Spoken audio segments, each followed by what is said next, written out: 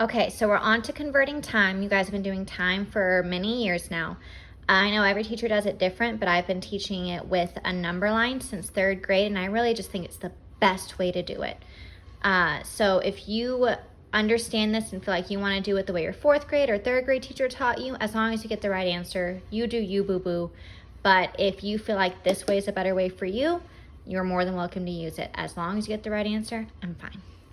So starting off, we're going between 2 times and trying to figure out the elapsed time in the middle. That means how much time has passed.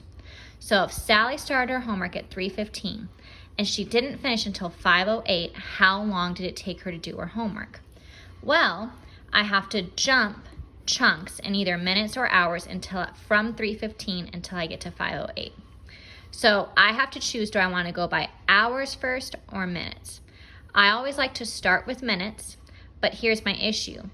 15 going up means it needs to go bigger, like 20, 37, things like that. It goes to 8. Well, that doesn't make sense. So instead, I'm going to use my hours. So I go from 3:15, I'll add an hour. Now it's 4:15. Okay, I'm not at 5 yet. So if I added another hour, 5:15 puts me past where I want to be, and that's a problem. So I need to now go to minutes.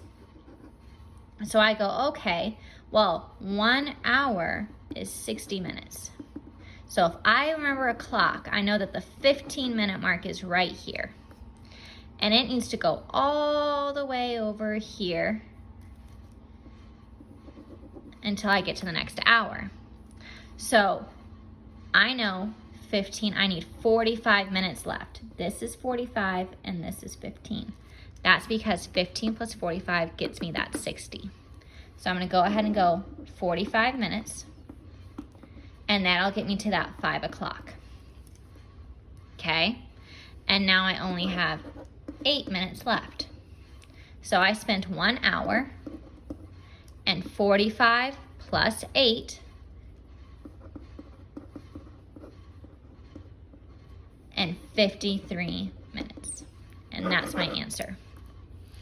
Okay, now let's go here. I started at 2:30, or Sally started at 2:30.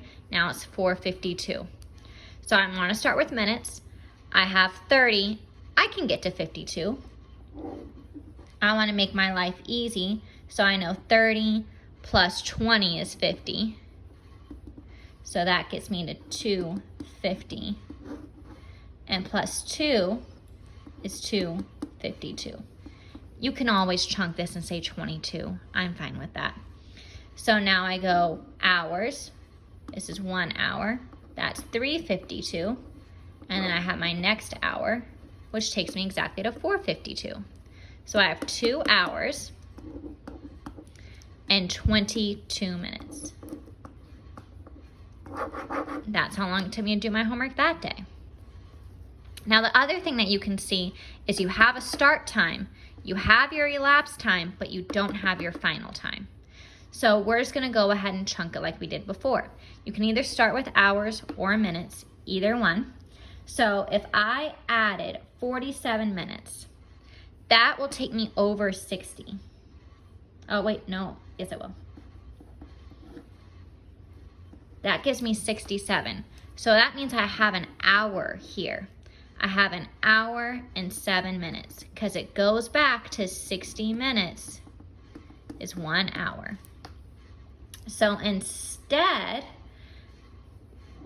of saying, so when I go plus 47, I have to add an hour, which makes this 4:07. Okay, because I had that full hour and then 7 minutes left. Because 20 plus 47 is 67. So that took me to the next hour and added 7 minutes.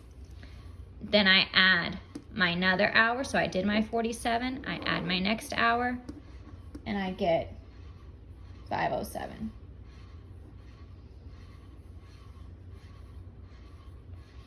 Okay. Now, if you wanted to do hour first, you could. So that would be take you here and get you 420. And then you would have added 47 here. And that would have done the same thing, giving you the hour and 7, which would have given you 5/7. Either way would have been 5. I know this is going to get a little confusing, but just remember there's no such thing as 367. You have to go up to that next hour. So it's like you're regrouping almost. This goes to that next hour, making it 4 o'clock, and this is left over, making it 4:07. All right, now working backwards. So working backwards, you go back your hours first. So I have at 5 o'clock, I go back 2 hours because I don't know my start time, but I know my end time. And that's 3:05. So that part's done. Now I gotta go backwards 12 minutes. Well, wait a second, 5 minus 12 doesn't work. So I know I'll just take back 5, which gets me to 3 o'clock. So I'm taking 12 and I'm breaking it up to 5 and whatever's left over. 5 plus 7 is 12. So now I go from 3 o'clock and I subtract 7. Remember, hours are like 60. So 60 minus 7 is 53.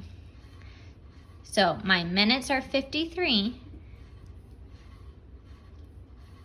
And I took it from that 3 o'clock, so it's 2:53. Okay, I had to take away going down. So I'm no longer at 3 o'clock, I'm at 2 o'clock now. These two are gonna be the hardest ones. These two are gonna be your most common ones. So just don't fall for the trick of not changing your hour, okay guys?